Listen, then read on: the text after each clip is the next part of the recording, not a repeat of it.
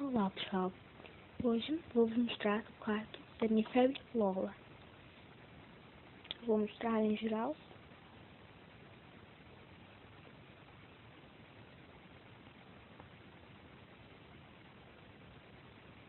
Pronto, vamos começar. Aqui, neste tapetinho, é o tapete da brincadeira. Aqui está o computador da minha febre. E aqui há alguns brinquedinhos que ela costuma brincar e adora. Aqui é a sofrinha. Ainda faltam também aqui algumas coisas, faltam bem nós, porque ainda não fiz, digamos, as papinhas e os riscos. E aqui tem uma frigideira, uma colher, um pratinho.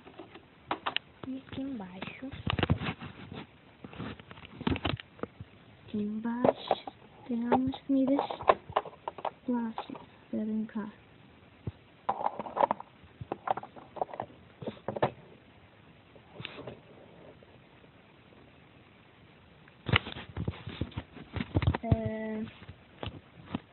Aqui tem um sim, ao lado da caminha dela.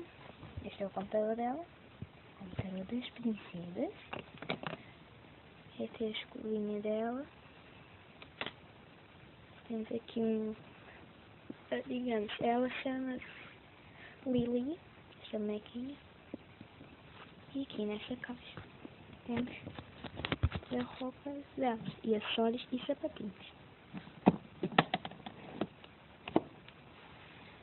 Algumas coisas aqui, roupas e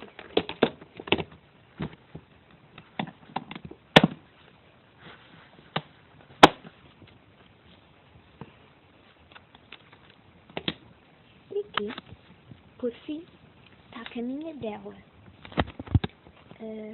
Aqui tem dois peluchinhos, este golfinho,